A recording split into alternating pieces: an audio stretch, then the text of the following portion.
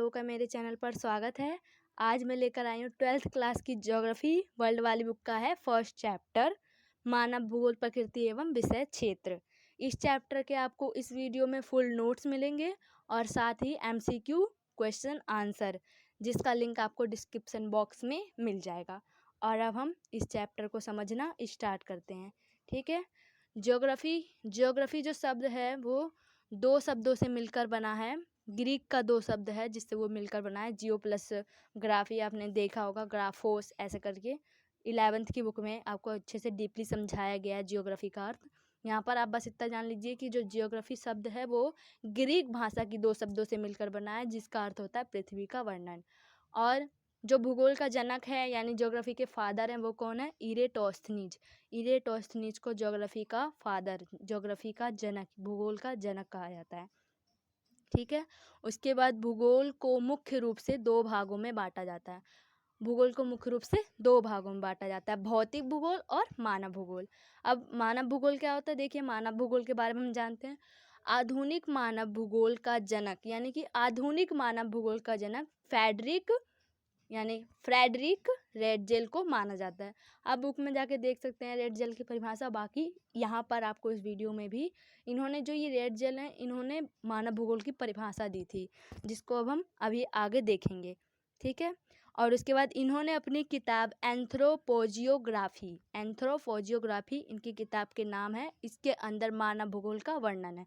मानव भूगोल के बारे में इस किताब में यानी इस बुक में सब कुछ बताया गया है। अब ये बुक किसने लिखी? यानी कि ये बुक किसकी है? रेडजेल की है।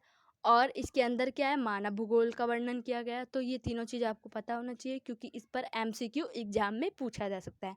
और ये 2021 से 22 का जो सेशन है, इसमें MCQ क्वेश्चंस ज़्यादा आने वाले हैं, इसलिए आपको MCQ पर ज़्यादा ध्यान रखना है। और अब जो मानव भूगोल की परिभाषाएं हैं वो कौन कौन सी परिभाषाएं हैं ये जान लेते हैं। अब रेडजेल ने जो परिभाषा दी थी उसके बारे में सुनिए। मानव भूगोल मानव समाजों और धरातल के बीच संबंधों का संश्लेषित अध्ययन है। जो मानव भूगोल है वो मानव समाजों और धरातल के बीच संबंधों का संश्लेषित अध्ययन है। उसके बाद एलन सी सैंपल का परिभाषा जानिए। अब उन्होंने क्या परिभाषा दी थी? मानव भूगोल अस्थिर पृथ्वी मतलब पृथ्वी तो गोल गोल घूमती रहती है, स्थिर तो है नहीं, तो इसलिए अस्थिर शब्द का यहाँ पर प्रयोग किया गया है। अस्थिर पृथ्वी और क्रियाशील मानव भी कई सारी क्रिया कार्य करते ही रहते हैं, वो भी अस्थिर नहीं है, क्रियाशील है मानव।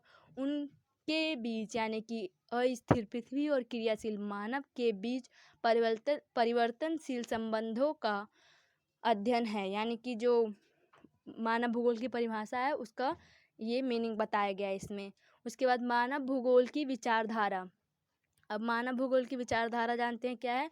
ये बहुत ही आसान है। अब देखिए, जैसे कि हर वैज्ञानिक का किसी भी चीज़ को यानी मानव भूगोल, एग्जाम्पल तो मानव भूगोल ही लेंगे क्योंकि यही चैप्टर है। मानव भूगोल को देखने का नज़रिया सबका अलग अलग है। तो जब सबका नज़रिया अलग अलग है तो सबकी विचारधारा यानी कि विचार अलग अलग है। सब लोग अपनी अपनी विचारधाराएं प्रकट करेंगे। अब देखते हैं एक बार क्या है इसमें। मानव भूगोल की विचारधाराओं से हमारा अभिप्राय अलग अलग मानव वैज्ञानिकों के मानव भूगोल को देखने के नज़रिए से है।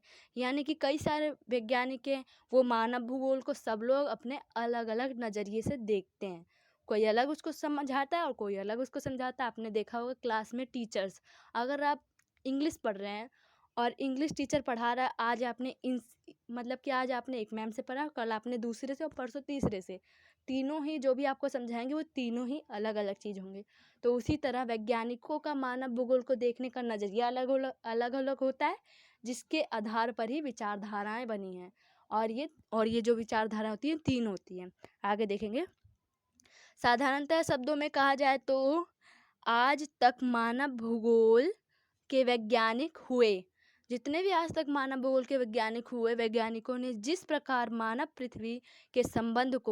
पृथ्वी के संबंध को दर्शाया या बताया है, उसी पर निर्धारित हमारी भौगोलिक विचारधारा है। ठीक है, संबंध को देखा, जिस प्रकार जिसने देखा उसी प्रकार हमारी भौगोलिक विचारधारा बनी है।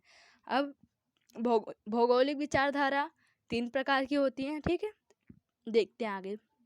3 प्रकार की होती नहीं है, मतलब 3 हमें जितना पढ़ना है वो 3 है। निश्चयवाद, नवनिश्चयवाद और संभववाद। निश्चयवाद के बारे में जानेंगे। निश्चयवाद यह विचारधारा मानव भूगोल की प्रारंभिक विचारधाराओं में से एक मानी जाती है। एग्जाम में पूछा जाएगा सबसे पहली विचारधारा या प्रारंभिक विचारधारा कौन सी है, तो निश्चयवाद। इसके अंतर्गत क्या आता है, मानव का जिक्र किया गया जो आदिम है उस मानव का जिक्र किया गया है इसमें। आदिम मतलब आदि मानव टाइप का आदिम, ठीक है। उसके बाद संभववाद, यह विचारधारा निश्चयवाद की आगे की स्थिति का वर्णन करती है। यह जो विचारधारा, यह निश्चयवाद, ऊपर क्या था निश्चयवाद, तो निश्चयवाद की आगे की स्थिति का वर्णन करती है। वो प्रारंभिक विचारधारा थी, अभी उससे अगली वाली विचारधारा है ना, जब मनुष्य का विकास हुआ और वह प्रकृति के नियमों को समझने लगा। अब मनुष्य का विकास होगा तो वह प्रकृति के नियमों को जानेगा, प्रकृति का कैसा नियम है। कभी भी आप देख के बारिश होने लगती है, तो ऐसा नहीं, पहले के टाइम पे क्या होता होगा, उन्हें पता नहीं होता होगा कब बारिश। अब हमें देखो प्रकृति का नियम पता है कि इस समय पर बारिश होती है, इस समय पर गर्मी होती है और इस समय पर सर्दी होती है, इस टाइप से। उसके बाद प्रकृति के नियमों को समझने के बाद मनुष्य ने प्रकृति के नियमों को प्रभावित करना शुरू किया। अब नियमों को समझ गया, अब उन्हें प्रभावित करना शुरू किया। अब देखते हैं बारिश होगी तो हम क्या करेंगे, छाता लेके चलेंगे। वो प्रभावित हो रहा है ना, क्योंकि वो बारिश हो रहा है, देखो हम भीग नहीं रहे, हमें कोई फर्क नहीं पड़ रहा है। उससे प्रकृति का जो भी नियम है वो प्रभावित होता है ना। उसके बाद प्रकृति के नियमों को प्रभावित करा और अपने अनुसार प्रकृति को बदलना शुरू किया। हम गर्मी में एसी चला लेते हैं, ठंडी में हीटर जला लेते हैं, और क्या बोलते हैं बरसात में छाता ले लेते हैं, तो हम प्रभावित तो कर ही रहे हैं ना प्रकृति को।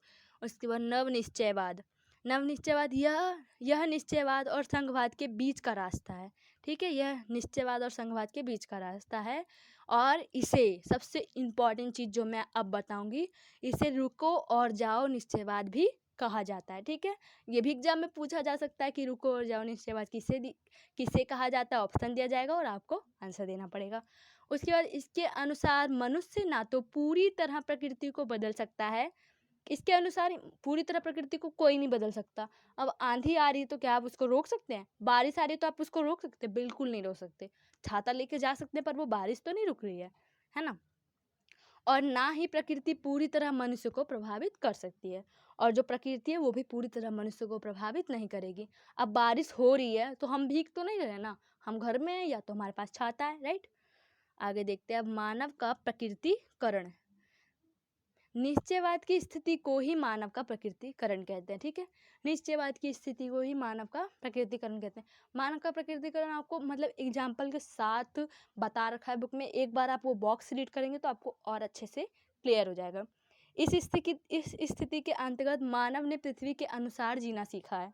इस स्थिति के अंतर्गत मानव ने पृथ्वी के अनुसार जीना सीखा है, यानी कि पृथ्वी जैसी है उसका अनुसार। अब पृथ्वी जैसे कि अगर पृथ्वी के किसी हिस्से में पानी है तो उधर मौसम ठंडा होगा, तो उसके अनुसार ही तो जीना सीखा है। उधर लोग गर्म कपड़े पहनते हैं, जहाँ गर्मी होती है ध्रुवों के पास, उधर लोग ठंडे कपड़े आस पास, यानी कि ध्रुवों पर तो नहीं रहते ना लोग, ऐसे है ना।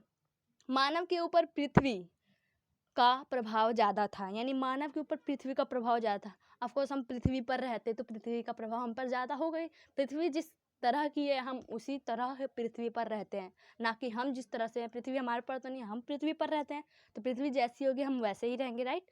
और उसके बाद इसके समर्थक रेडजेल और हमबोल्ट हैं। इस बात का, इस मानव के प्रकृतिकरण का समर्थक किसने किया, रेडजेल और हमबोल्ट, ठीक है। अब देखते हैं प्रकृति का मानवीकरण। प्रकृति का मानवीकरण प्रकृति का मानवीकरण उसी स्थिति को कहा गया है। प्रकृति का मानवीकरण उसी स्थिति को कहा गया है जब मनुष्य प्रकृति के नियमों को समझकर प्रकृति को प्रभावित करता है। जैसे कि मैंने आपको पहले बताया, अब प्रकृति को नियम को समझेगा जब ही तो उसको प्रभावित करेगा। प्रकृति का नियम क्या है, जैसे कि अब जून में तो नहीं, ज़्यादातर जुलाई अगस्त इस टाइम पे बारिश होती है, तो हमें इसका नियम पता है ये कब बारिश होगी, तो हम छाता का उपयोग करके इस बारिश से बच सकते हैं। तो उसका नियम जानेंगे, उसके बाद उसे हम प्रभावित कर सकते हैं, ठीक है। उसके बाद निश्चयवाद विचारधारा में जहाँ मनुष्य पृथ्वी के अनुसार रहता था, अब उसने पृथ्वी को अपने अनुसार परिवर्तित करना सीख लिया है। इसे ही प्रकृति का मानवीकरण कहते हैं। अब प्रकृति को अपने अनुसार डालना, जैसे अब गर्मी हो रही है बहुत ज़्यादा, तो हमें उस गर्मी से कुछ फर्क नहीं पड़ेगा, उसी को प्रकृति का मानवीकरण कहते हैं। अब फर्क कैसे नहीं पड़ेगा, गर्मी हो रही है, अब घर में एसी चला दिया, बाहर गर्मी हो रही है या अंदर गर्मी, तो घर में भी रहेगी लेकिन एसी की वजह से वो गर्मी महसूस नहीं हो रही है, उसे वो कहेंगे प्रकृति का मानवीकरण। अब उसके बाद देखिए भूगोल, मानव भूगोल के क्षेत्र देख लेते हैं। कई सारे क्षेत्र होते हैं जिनमें से यहाँ पर लिख रखे हैं मैंने, कुछ क्षेत्र आपको बता रखे हैं। सामाजिक भूगोल, नगरीय भूगोल, राजनीतिक भूगोल, जनसंख्या भूगोल, आवास भूगोल, आर्थिक भूगोल, इन सब चीज़ों पर यानी कि समाज का अध्ययन, सामाजिक भूगोल, नगरीय भूगोल, नगर में मतलब कि कैसी वो है सुविधाएं वगैरह, ये सब देखना, कैसा आकार है, ये सब चीज़ भूगोल है ना, ये सब चीज़ आ जाएगा। और उसमें एक वो भी सांस्कृतिक भूगोल, कई सारे मतलब कि भूगोल के कई क्षेत्र हैं जिनमें से यहाँ पर आपको 6 दिख रहे हैं। ओके, सामाजिक भूगोल, नगरीय भूगोल, राजनीतिक भूगोल, जनसंख्या भूगोल, आवास भूगोल और आर्थिक भूगोल। So thanks for watching video, and video को लाइक करिए, सब्सक्राइब करिए चैनल को, और अगर आपको वीडियो अच्छी लग रही हो तो प्लीज़ प्लीज़ प्लीज़ कमेंट करके बताइए कि आपको अगले किस चैप्टर पे वीडियो चाहिए। Okay, thanks for watching video. अब